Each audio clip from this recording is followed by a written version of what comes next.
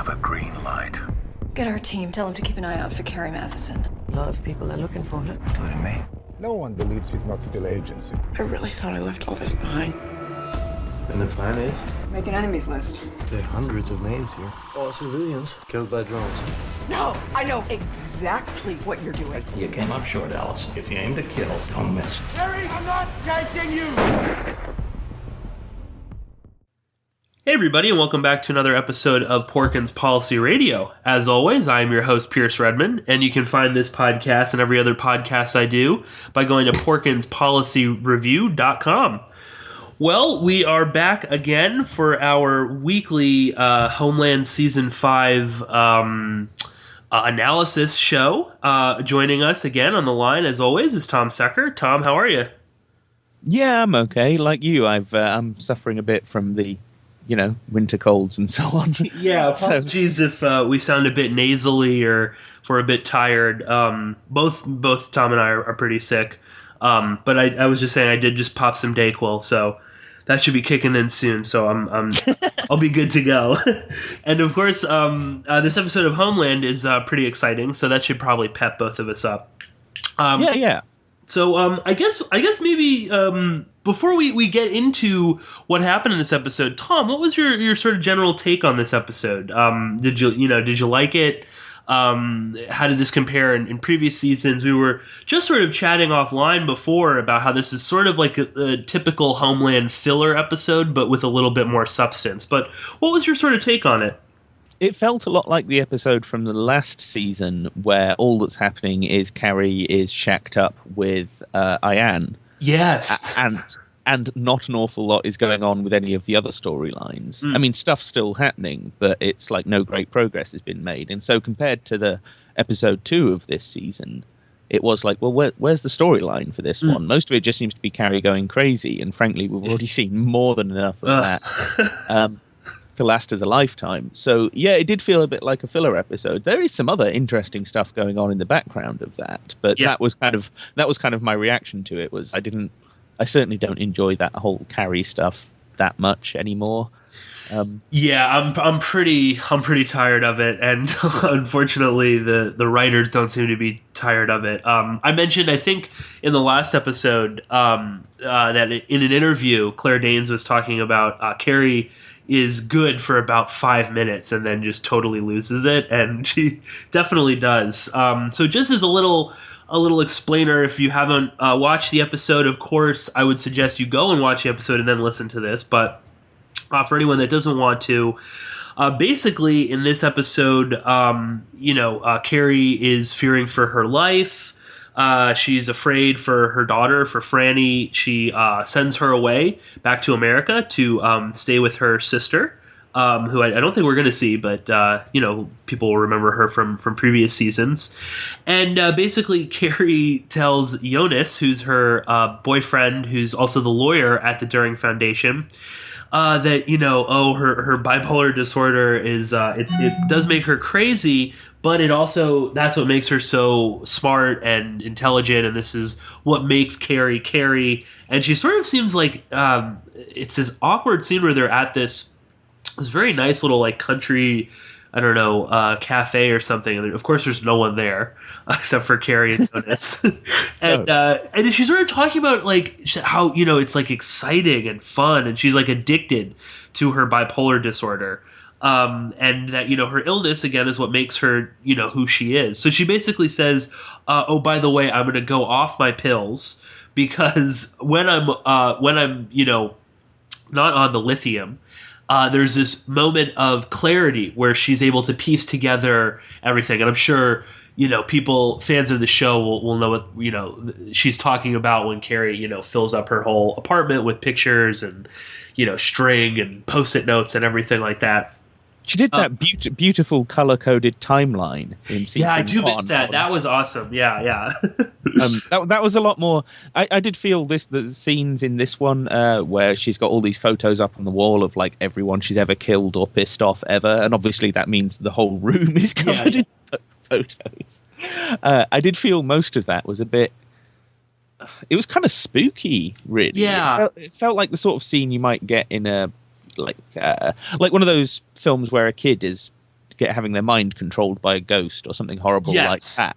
Yes. It really, really did come across more like that than someone with bipolar disorder, to my mind. Whereas I thought the whole thing with the color-coded timeline, I thought that was very, very realistic. That's, people who are going a bit wacky with their bipolar actually behave. Although I have to admit, I did laugh out loud for quite a long time at the bit where Carrie was shouting obscenities. Yes. She gets all West Side for a moment and starts, shouting obscenities at this picture of Jalaluddin Haqqani. Sorry, Haysam Haqqani. Yes. Jalaluddin Haqqani, whatever. I thought that is an amazing. I rewound that scene over and over again. It is just so funny. But then, of course, is ruined by another, I think, what was it? In the third season, we had Brody appear, or the fourth season, rather. And in this season, we have Ayan appear with no accent. Not even, I guess now he's not even really pretending to do a Pakistani accent, masqueraded as an Indian accent. In this, he didn't even have an accent. And I wrote down in my notes, please don't ever come back. Fuck Ayan. Yeah. But so Kerry, like we said, Kerry goes off her meds. She sort of convinces Jonas that, oh no, don't worry, this is totally fine. I've monitored myself, and it's like that she knows this is crazy. It never works. Yeah, she has gone off her meds before to find something, but inevitably within a couple days she goes complete psycho mode. Anyway, Jonas sort of reluctantly agrees to do this. As we said, Carrie goes completely nuts. She starts within about 4 days of her getting off of her meds, she's crushing up caffeine pills to snort in the morning, talking fast. She has, erratic sex with Jonas in this room filled with pictures of all the people she's murdered. This is pretty grotesque sort of a thing. She's acting erratically. She's belligerent to him and basically, makes him leave.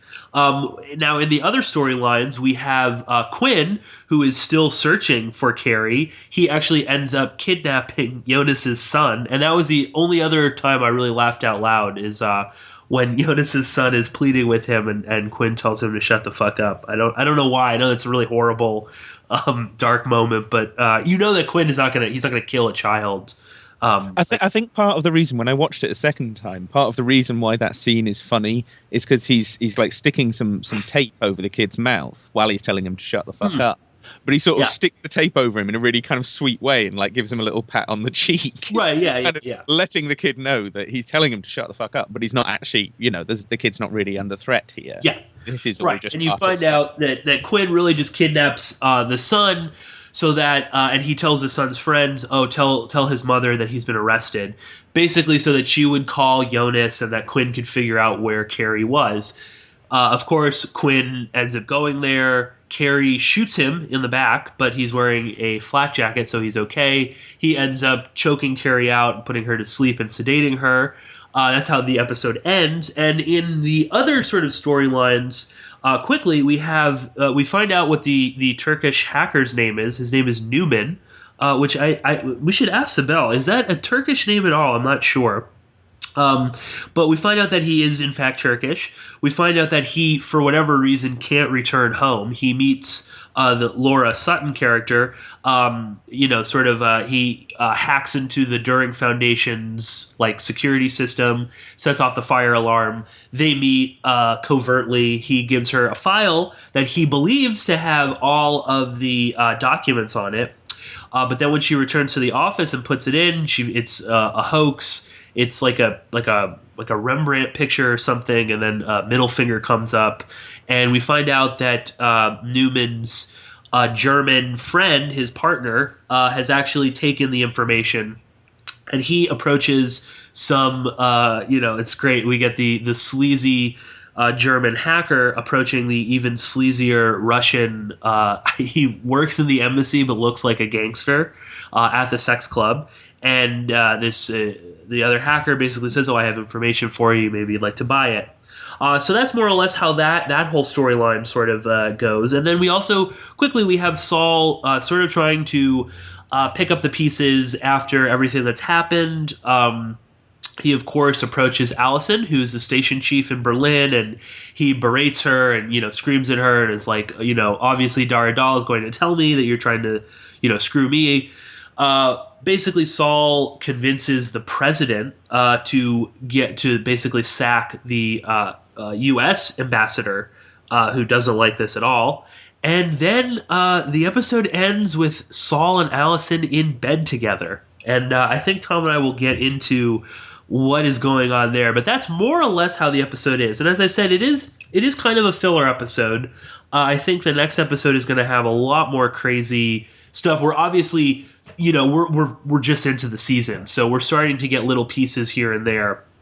But that's more or less it. But even within this episode, there were a couple really interesting points that Tom and I wanted to sort of touch on. But maybe we could start with this sort of what's going on. This sort of this sexism, perhaps, that's in this episode in particular, but in this sort of whole season. And Tom, this was something that you had pegged in our emails. And it does look as if Allison keeps her job because she's sleeping with Saul, which is really out of character for Saul. People might remember, but there's in the early seasons, Carrie even comes on to Saul, and he's like disgusted. Yet we find out in this episode that Saul, quote unquote, taught Allison everything she knows. So this is sort of another protege of Saul's, and again, it's a fairly ambitious, pretty woman. And then we also have, Carrie back into this sort of like psychotic nymphomaniac mode. When Jonas is getting upset because he wants her to take her pills, she's like, "Oh, why don't you, screw this dirty girl?"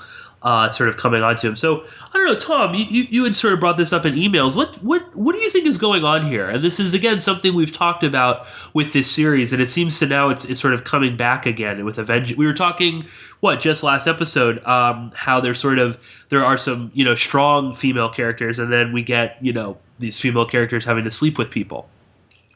Well, we spoke in the first episode review that we did about this article that Maureen Dowd did, where she interviewed a bunch of female CIA officers about Homeland, and the number one thing they said was that they didn't like Carrie and that they felt she was a bit of a slut, and they didn't like that portrayal.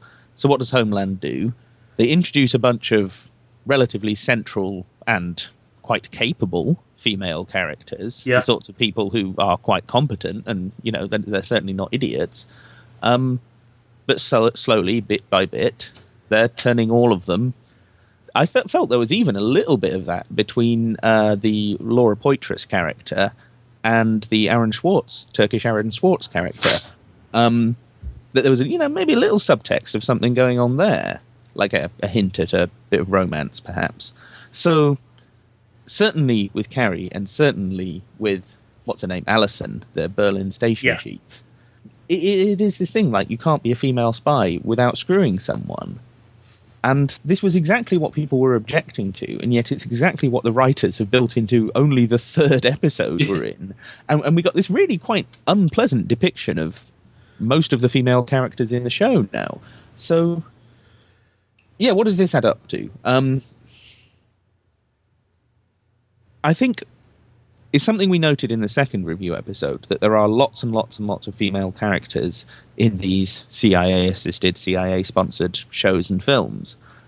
But as I pointed out in my review of Spy, which some people may have read, it sort of comes across as relatively sympathetic on the surface, but ultimately they're kind of misogynistic, or in Homeland's case, quite explicitly misogynistic. I started to wonder, as I said in my email to you, are we supposed to hate Carrie? Yeah. Because they have slowly but surely turned her from the hero of the show, the one we sympathise with, the one who's, struggling against the odds because she's got bipolar disorder in order to, I don't even know what. But, we do sympathise with her in the early series. At the start of the last series, they have her trying to drown her own baby. Yeah, that was dark. Not a very sympathetic moment for pretty much anyone watching. So, and now, they've just returned her back to, like, it's all the craziness of seasons 1 and 2, but without any of the sympathy with her. She is just horrible to Jonas.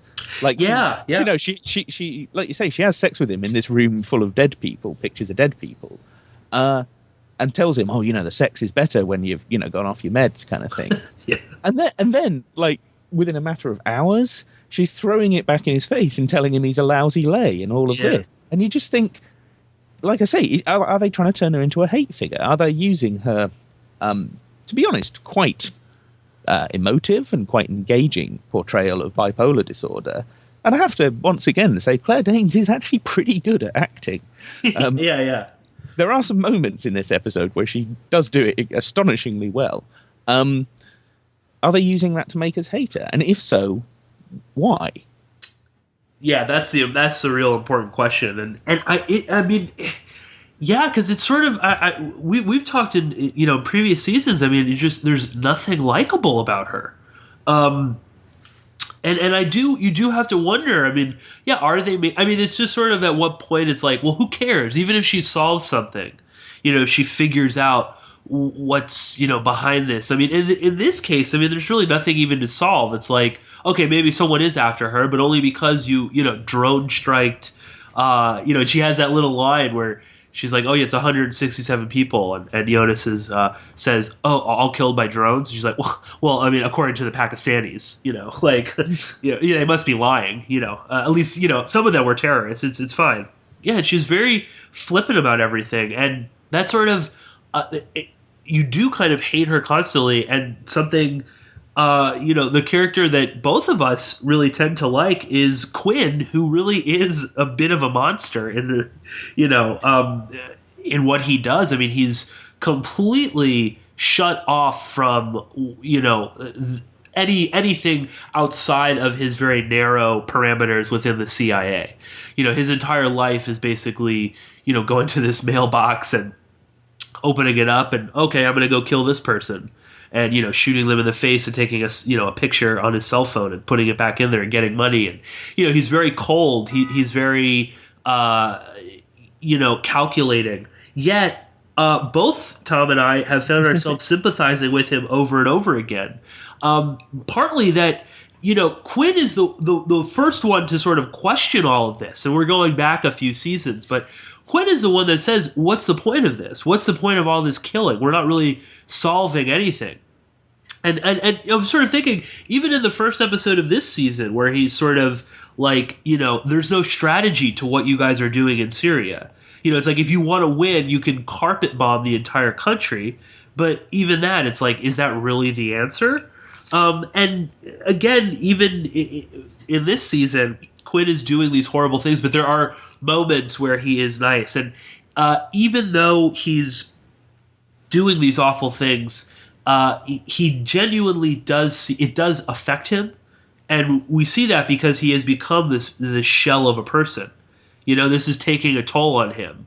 Whereas Kerry seems to feel it's like, you know, that this is all about pitying her. You know, that she's the one that's been hurt, and I can't you know, it's like this sort of like realization when she gets off her meds, like, oh wow, I killed over 100 people, and most of those pictures you see are like women and children, and it's sort of like, yeah, no kidding, Carrie. So, and if that is the case, and this is something I'll throw to you, Tom, is Quinn really supposed to represent the CIA that we're supposed to love?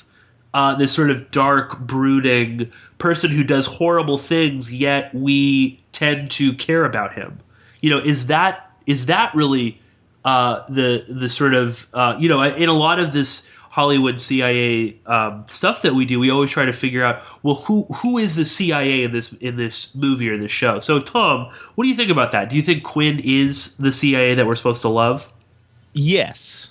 In as much as we are supposed to love the CIA at all through this show, rather than just be terrified of them, in which case it would be Dara Dahl. Yeah. Possibly the most terrifying character I've seen on TV in recent years. If only because I still can't figure out where he's supposed to be from. Oh yeah, God only knows. But no, Quinn, he is like, if you imagine, I mean, most of the people who watch this show, I'm guessing, I could be wrong, but most of the people who watch this show are going to be guys. it is a sexy female lead character. It is a spy show that is kind of guy-based, I guess. Then you've got to think, who are they going to identify with anymore? They're not really going to identify with Saul because he's just sort of turned into a kind of miserable old bastard. Yeah. So they might identify with Daradal, but I think most people would just be terrified of the guy. Yeah. So that only really leaves Quinn in terms of major male characters. Certainly ones that have been around since, the first season. And you're right, that because he is kind of, he is suffering, very much so. We can see his suffering. We can see the trauma that he has actually undergone by living this life. And that does make him more sympathetic than, certainly, like you say, Carrie just seems to, she just sort of ricocheted from, like, denial and not giving a shit about all these. Yeah.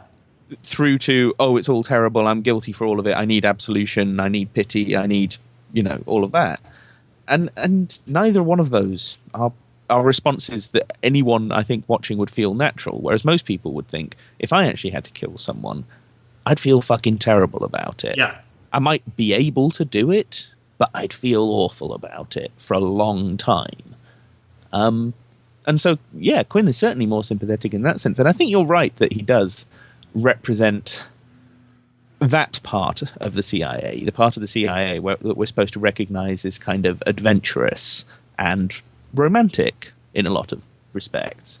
The James Bond element, but without the glamour and without the glitzy, stupid one-liners and all of that crap. Quinn is a much more kind of down-to-earth version of James Bond and much more likable because of it. And yeah, you're right that we do both identify with this guy to some extent, or at least he's the one that we're concerned with. He's the one who we want to know what he's up to all the time. Right. I think it's partly just because he has the most interesting job. Yeah. Most of the rest of them are just sat around in offices discussing stuff and arguing with each other and trying to stab each other in the back and all of this stuff. Right. At least Quinn's getting on with them. Well, Quinn gets the job done too. It's as horrific as it is. At least his. Well, here's something that a listener brought up and sent me in an email. They mentioned that at the end of, or towards the end of episode 2, when he shoots the female ISIS recruiter, as he walks up to her, she appears to say Peter to him, like she recognizes him and like she knows his name. Did you notice this? Because I went back and I think she's actually saying bitte, as in please. Okay, right. Yeah. But no, there is a moment. I mean, she obviously knows exactly who he's working for. what he represents. Yeah, exactly. I think she's saying bitte, but okay, I might. No, fair enough. But there is that. She does. I know what you mean, though, because the look on her face is like, oh, shit. This is it. This is that moment. In the back of my head, I've always been, this is how it's going to happen. Wondering if this is going to come and this is what's going to happen. Yeah. But the flip side of that is, then what does Carrie represent? Because if Quinn represents the part of the CIA that we're actually supposed to identify with and like, what I think Carrie represents is certainly not the part of the CIA that we're supposed to hate, but like her madness and the lack of sympathy in her character, I think that goes beyond just the kind of general sexism and misogyny of this show. I think it's also about like the CIA washing their hands of her, if you like, because that's not just only what's happened in the plot. I mean, in reality, the CIA washing their hands of what they actually end up doing to people. I mean, the people who work for them. Because what has actually happened here, if we break this down into literal terms, they've taken a very smart and competent, but emotionally very fragile person, put them in harm's way repeatedly for like 10 years or more, trained them to do astonishing things. Some are very dangerous, some are extremely risky. They've known that she suffered from this thing. They even threw her in a mental hospital at one point as part of some kind of deniable operation, or I can't actually remember how that storyline worked. Right, well, with her and Saul, yeah. It all turned out to be some kind of fake. So that she ends up in a mental hospital for months on end. I mean, they've really put her through the gristing mill in so many ways. And so the output of this shredded person who's just lurching from, like I say, object denial to just loathsome self-pity. That's the result of all of this. And it's the CIA's way of saying, oh, well, it's just because, she's some stupid, crazy bitch. It's nothing to do with us. It's not our fault that she ended up that way. When in reality, it absolutely is. And it really should be. But it doesn't come across like that at all. Because we're so kind of focused on just how horrible she's become. So, yeah, that's what I think might be going on there. Sure. The CIA is a sort of great user of people. And they've used up Carrie. Maybe that's also partly this whole storyline of her leaving. It's like, well, she's used up. She serves no purpose for us anymore. So spin her out. Obviously it's this whole, she decided to leave. But obviously on some level it's just, what else is there for her to do? She sort of expended any bit of humanity that she might have had left. Wipe your hands of it. And I also wonder, and maybe this is pushing it, but if there isn't a bit of the sort of intelligence failure with Carrie, it's like she's always like one step away from figuring it out, but because then she goes all psycho, she never does. And of course, that's from episode 1 of this whole series is her whole, inability to stop 9/11. The ultimate intelligence failure. So I kind of, and I see that over and over again. Even in this, it's like what Carrie is basically just gone complete psycho. She thinks that who's after her are what is it? All the the angels of death of all of the people that she's killed. So clearly not putting anything together. So maybe there's a bit of that as well. It's certainly fair to say that her experiment with going off her meds and snorting caffeine and drinking vodka didn't work out so well. She didn't actually figure out a damn thing about who was after her, it seems. So you're right, certainly she's kind of a metaphor for that, but I also think she's a metaphor for blowback as well. Yeah. Like her madness is the unintended consequences of all these covert operations that she's been involved in. And once again, the CIA are kind of washing their hands of any responsibility for that, in the same way as they use this blowback narrative to say, oh, whoops, we created the Islamic State, but we didn't think it would end up like this. Oh, right, didn't you? Really? Believe that, you believe anything. But you know what I mean? That this is... Carrie represents all of these different facets of the CIA, and since she's sort of become hostile towards them and ultimately left them, these things have become more and more prominent. As she's distanced herself from the CIA, they've made the character much less sympathetic and much less likable. That seems to have actually been something that went on throughout the whole of the last season and now into this one. Yeah. So therefore, I can only guess it's intentional. I can only guess that it is. Obviously, we don't know. Yeah. No. I think that's a great observation. And again, it's sort of like, and as they sort of push Carrie away from likability, Quinn becomes increasingly likable. Or at least the sort of when you're stuck between one or the other, it's like, oh, I'd rather choose Quinn. At least he would, he's not crazy, and like I say, when you see him, he's usually doing something exciting, like hacking people's phones or kidnapping children. Yeah. But you said it, even with Quinn, we still do see like little glimpses of his humanity poking through. Like when he goes to see Astrid, they have this genuinely quite kind of affectionate dialogue. He says, do you want to leave? Do you want to get out of here? And there's almost this moment of like, he doesn't mean leave the bar and go have sex. He's like, do you want to just leave Germany? Do you want to just leave? Yeah, just get the hell out. Yeah, exactly. Go anywhere. And it's a really tender thing, and you can tell that he actually truly loves her. I don't know what he feels towards Carrie. But I think he really does love Astrid, and that's one of those. Even with the little kid, when he's kidnapping this kid and duct taping him, and it's like, and he assures the kid, he's like, "You're fine. They're gonna pick you up by dinner. Don't worry. No, I was never going to hurt you." And he also even he makes sure to leave the van that has the kid in it. about 20 feet from his From mother's the house. flat. Yeah, right. So it's going to take the police all of 10 minutes to find that. Sure. So, or the little kid might get up, start honking the horn, see Yeah. It's not going to be difficult for them to get the kid out of trouble again. So he's...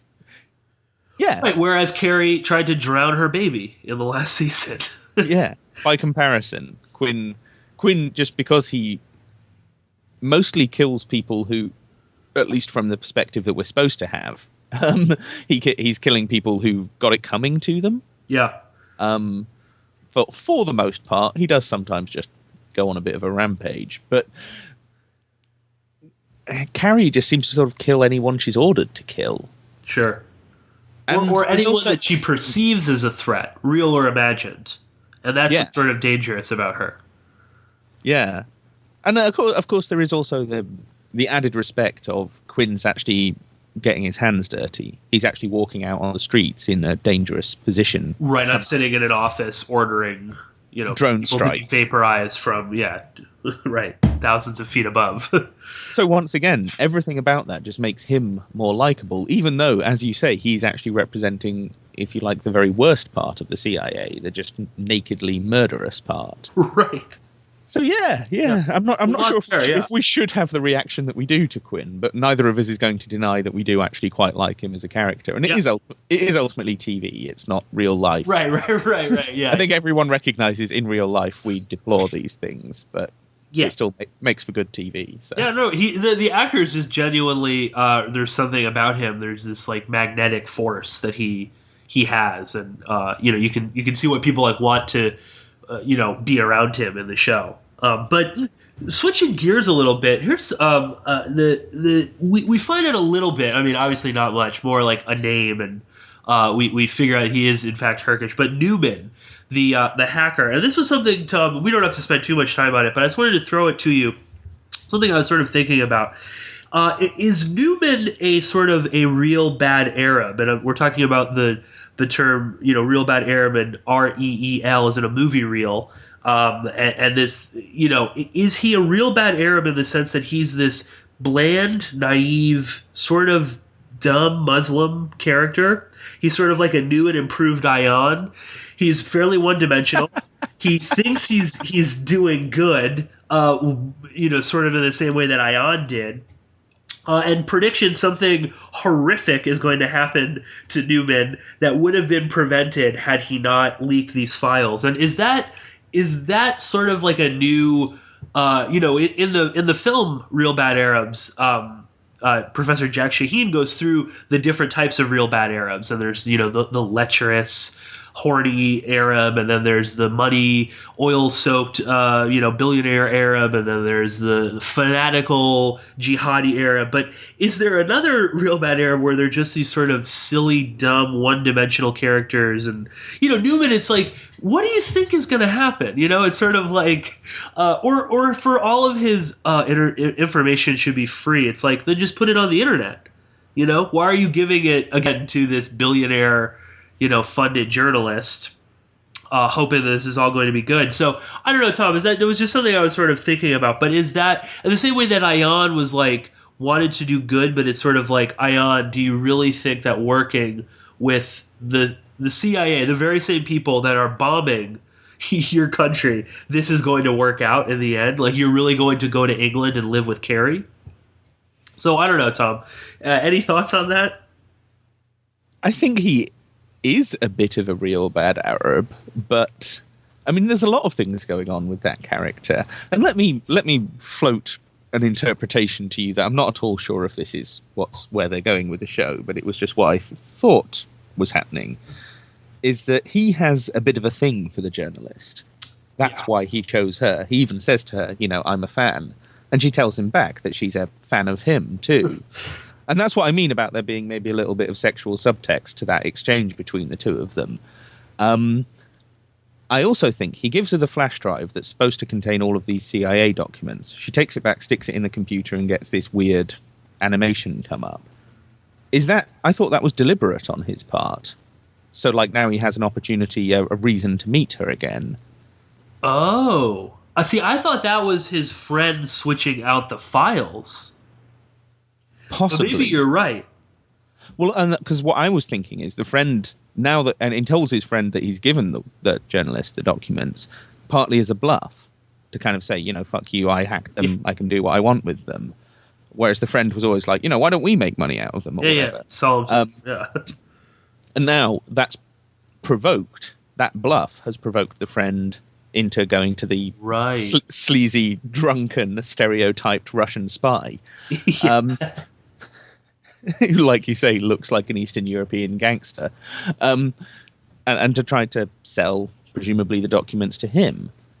That's how I interpreted that chain of events, but I could be wrong. No, I mean, that would totally fit into the sort of always hoardy, real bad Arab, you know. I was just sort of thinking of, in True Lies, Grant Heslow's character, who's, you know, he's like a computer whiz and he's also obsessed with sex. Yeah. You know, it's sort of like the Newman character in this. But, yeah, I mean, just something... Well, and even his friend says to him when he comes back, right. Oh, you've got a girlfriend, it's about fucking time. Yeah. Like giving him a hard time about clearly he doesn't have a very interesting sex life. Yeah. And you're thinking, well, he is a computer hacker.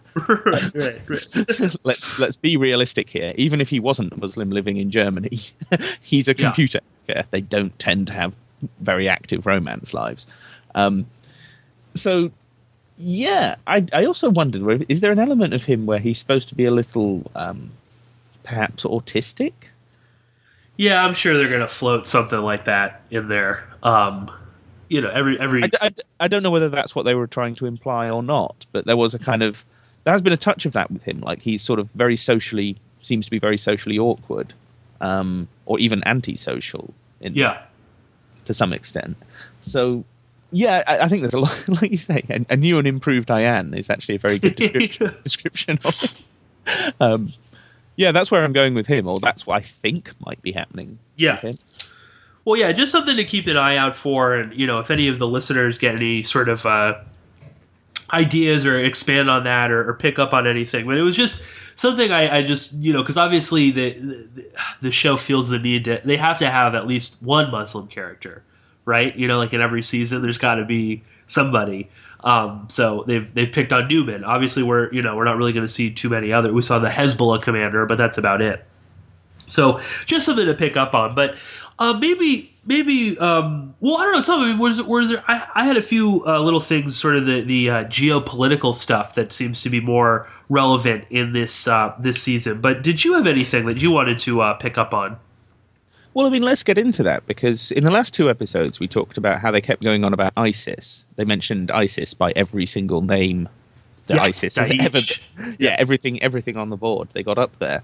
No mention of them whatsoever in this episode, and for some reason, the plan in Syria has nothing to do with ISIS and is now all about some kind of coup against Assad.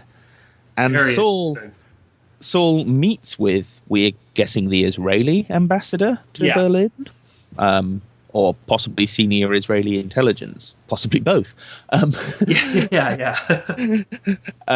bullshits him, and he says, "Oh no, there's no such plan. What does he say? He says we've got out of the business. We're out of the business of overthrowing Arab dictators. We've learned our lesson."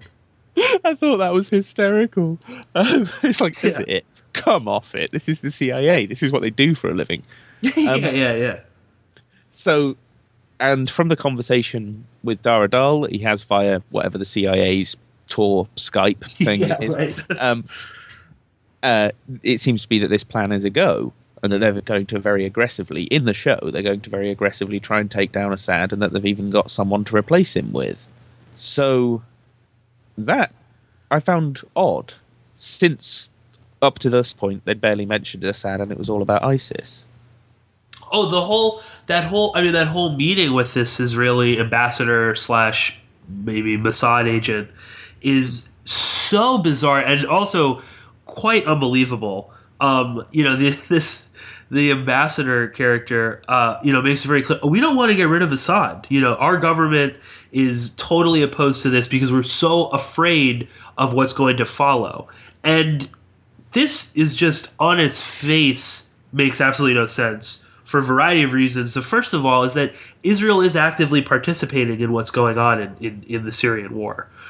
through the Golan Oh, yeah. Heights. You know, I mean, They seem to in quite ISIS fighters. You know, and they seem to be quite explicitly trying to get rid of Assad. Yeah, in yeah. reality. Well, and Israel loves to get rid of people like Assad because he's an independent Arab leader.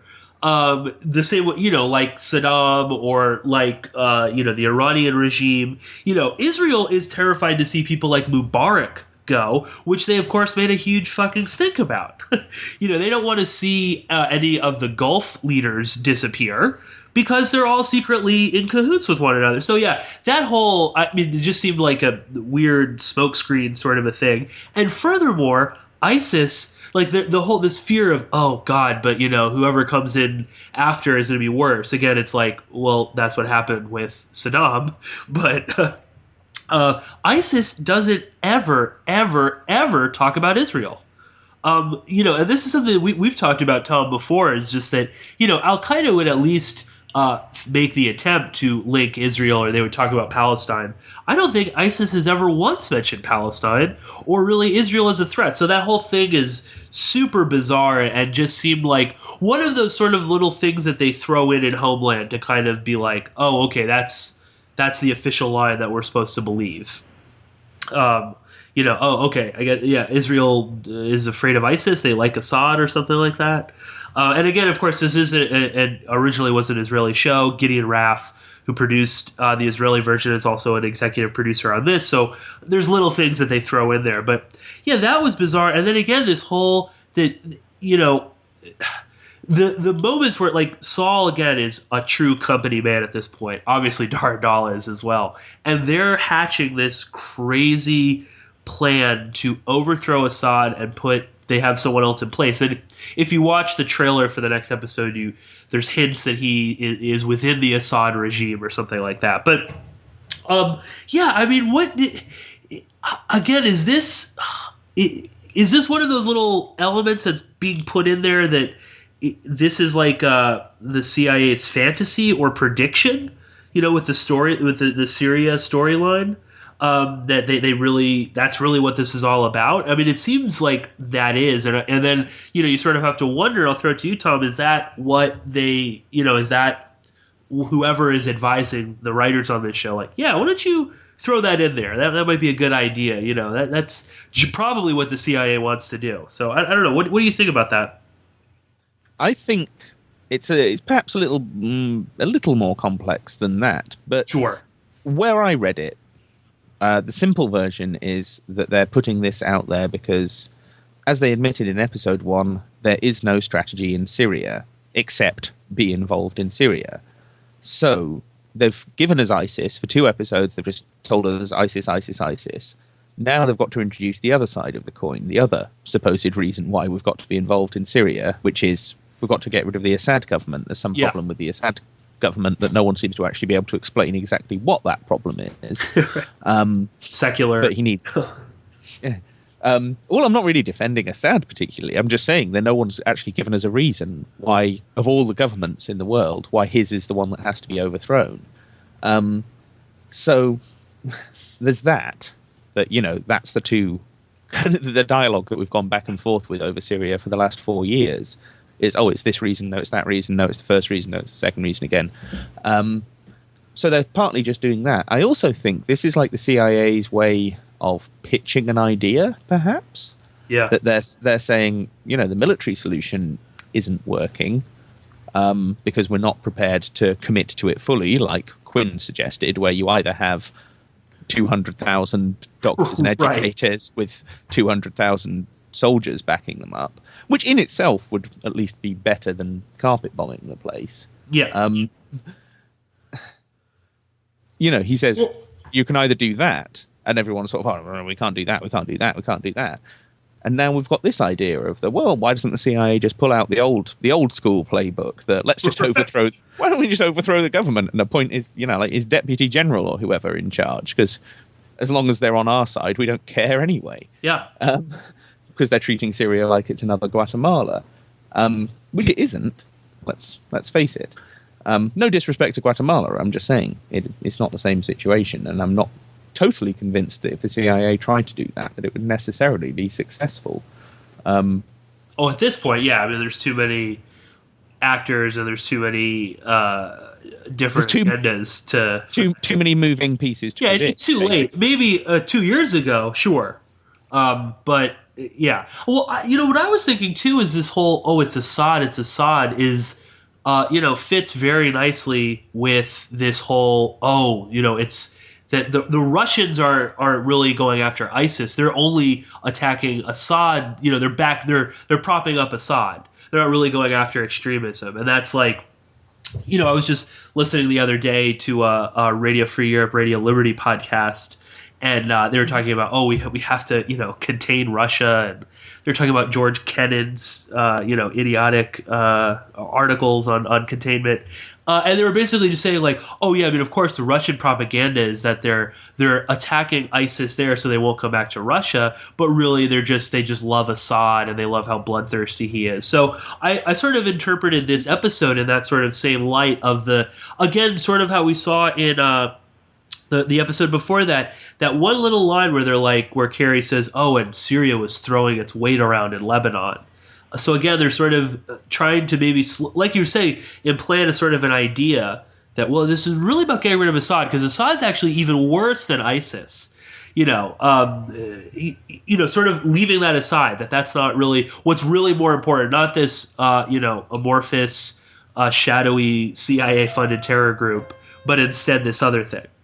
But just to go back to your point before as to whether this is some kind of prediction or announcement, if you like.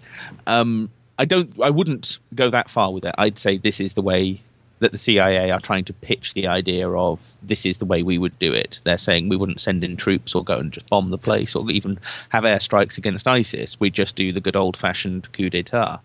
And it's probably also another example of that thing we picked up on in the CIA in Hollywood series of just the CIA do seem to quite like boasting about their ability to cause revolutions.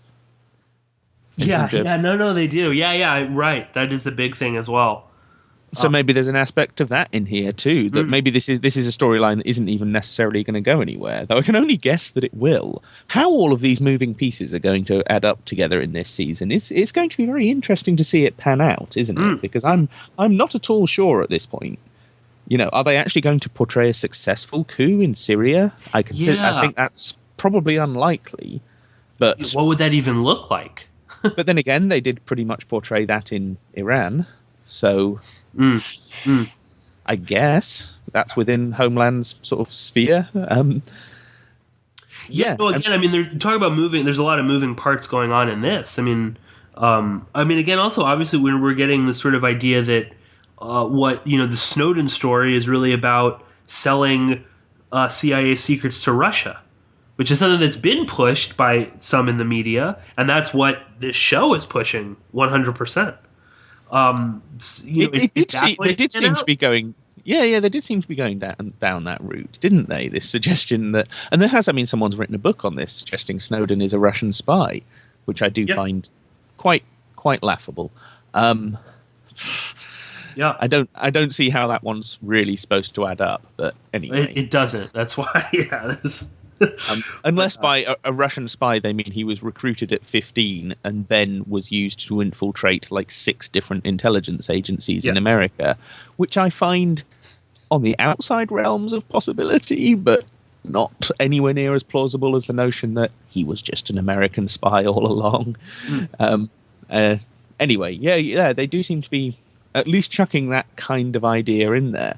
And I do like the way that Newman's German friend looks very, very German. He looks like an extra from Eurovision or something. They've stereotyped the people in this very, very well, which I suppose brings us on to the other story that several listeners, in fact, have flagged up this story to us that we did want to talk about, the one about the graffiti from the last episode. I'm sorry, Tom. Can you repeat that again? I just had to. It's very, very inappropriate, guys. But during a recording, I had to let in some painters into my house. What I was saying was just that they've managed to stereotype everyone in the show very well, and that brings us on to the other story that we wanted to bring up that several listeners, have sent us in response to the last episode, all about the graffiti. Yes. And this is a story I heartily approve of. But Piers, do you want to run everyone by that? Yeah. So I'll just say, we got a lot of people sent us this story, but I will say that a listener of mine, a longtime listener, who on Twitter, who goes by Old Man Society, and I would definitely encourage the listeners to follow him. He was the very first person to send this to me, and he always sends me great little tips. But yeah, basically, a bunch of Arab street artists were hired in Germany for the Homeland shoot, where they were reconstructing the Lebanese camp in the second episode. And they wanted them to, they were like, oh, make it look authentic, so put up, all sorts of Arab graffiti and, Arabic writing and blah, blah, blah. And apparently they really just didn't care, or, the production didn't seem to really want to look into what they were saying. And they filmed, they and you can see it in the episode, but tons of things like Homeland is racist. They had one that was like a hashtag Black Lives Matter. My favorite one was Homeland is a watermelon, because that was that's the literal translation, but basically means Homeland is dog shit. Homeland is not right. Yeah. Just like that, Homeland is a watermelon. Yeah. Okay. And I think it's awesome. I'm super excited that someone did it, and it's crazy. And this was talk about a sort of real bad Arab moment. The production, obviously, they don't have like a fact checker or anybody on the staff that can read Arabic, and they seemingly, and it's sort of like, at that point, why even hire Arab street artists to do it? Why not just you could just look up a bunch of silly things. It wouldn't matter if you don't really care about what they're saying. So just one of those sort of like, who cares? It's just squiggly lines. It doesn't matter. This is a rundown, refugee camp full of, dangerous Arabs anyway. So it's not really important what it actually says. So really, it just sort of shows you how little they actually care. And again, a show that tries to portrays itself as being so authentic. And Homeland again has constantly gotten in trouble for this, particularly again in Lebanon. There was a few seasons ago when they were supposedly filming in Lebanon. They were of course filming in Tel Aviv, and they were portraying a particular neighborhood as being really dangerous when in fact it's very she in Beirut, and the same thing in Pakistan. Obviously they filmed in South Africa, I think. So yeah, just a really ridiculous, but also pretty awesome, and I totally approve of that. And we'll provide some links so you can see all of the different like screw Homeland graffiti tags and whatnot. It's pretty awesome. It certainly is that. I have to say I agree with you. I heartily approve of this sort of thing. And I also wanted to say, just how many people did this have to go through? Because this story didn't break until after the episode broadcast, did it? Yeah. Exactly. So you have all the production crew on the scene, actually filming it and hanging around and doing whatever the hell they actually do for a living. You've got all the editors and all the producers who are previewing the episodes to say, oh, maybe before we send it out, you want a little bit more of that or a little bit less of this. You've got presumably people at Showtime previewing this as well. You've got quite a lot of people involved, all of which didn't give a flying fuck what that squiggly writing said, because as long as it looked like authentic Arabic writing, they didn't care what it said. Yeah, it's like when Western people go and get a Chinese symbol on their shoulder for a tattoo. Yeah, right. They don't care. Power, and it really says like dickhead or. Well, they don't care if it says heart and courage or if it says chicken chow mein. Right. As far as they're concerned, it's just some Chinese writing. And it's the same thing. And you're right, it is total, like, real bad Arabs come home to roost. That because they cared so little that as long as it looked authentic Arab, that they didn't mind if the people were actually telling them to go fuck themselves. And like I say, it wasn't until after the episode actually went out that clearly some of these street artists then leaked it to the press and said, by the way. And this is like months, they start filming these shows, almost a year in advance, and no one noticed. And again, this is something I feel like, if it was I don't know if it was Spanish or Italian or German, or you wouldn't be able to get away with that. They would have because it'd be easy. Oh yeah, for sure. Probably someone in the office knows that actually doesn't say whatever it does in Spanish. It says something else. But yeah, because it's squiggly lines, from some distant, sandy, whatever, desolate, horrible place, it doesn't really matter. So pretty awesome. And my hat's off. If the artists are listening to this, we'd love to hear from them. If they're into this Homeland podcast. But I don't know, Tom. I think we've probably said all there is to say about this episode. Did you have any quick things? I had one or two little things I thought we could throw out, but any quick things that might just be interesting little nuggets for the listeners? I'm sure there was something else from this episode that I wanted to bring up, but I can't for the life of me remember what it was. So by all means, Pierce, throw out what you've got. Well, I was going to say, just in the first 5 minutes, we find out that torture works, according to Carrie, because, she's convinced that someone's after her because they tortured this guy. So, apparently beating a man half to death and then shooting him in the head is a good way to figure out about information. And also we get from Saul, again within the first 5 minutes, that Muslim charities are really terrorist fronts, and that Durig has been donating to all sorts of terrorist fronts. And also just a creepy thing that they show, that the CIA can see what you type in real time in an email, because we see, them looking at that was one of the things. Yeah, that was one of the things I wanted to bring up, was that this is something like Snowden has mentioned in interviews or whatever, and something that we actually knew about before Snowden ever mentioned it. Well, but they actually show it. They actually show them sat there looking up at the big screen in the corner of the bunker, watching her type an email. It's amazing. Yeah. And again, one of those bold, people know about it, even more people probably know about it through Snowden, but there's a lot of people watching that are going to be like, what? They can do that?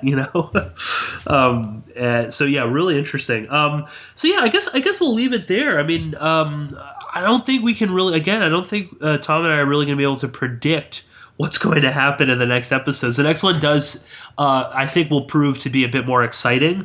We're going to get a little bit more information. We're going to meet whoever the hell Saul has lined up to, take over after Assad. Thank you all so much for listening. Again, if you want to listen to this podcast, you can go to porkinspolicyreview.com. You can also go to spyculture.com, where both of these podcasts will be up. And definitely do let Tom and I know what you think. Give us your feedback. And definitely, please do email us any little tips or your ideas about what's going on, about anything on this show. And the response has been so terrific, and Tom and I are just so excited that people seem to really be clicking with this. So, Tom, thanks again. Yeah, thanks, Pierce. I'm looking forward to the next one. Yeah.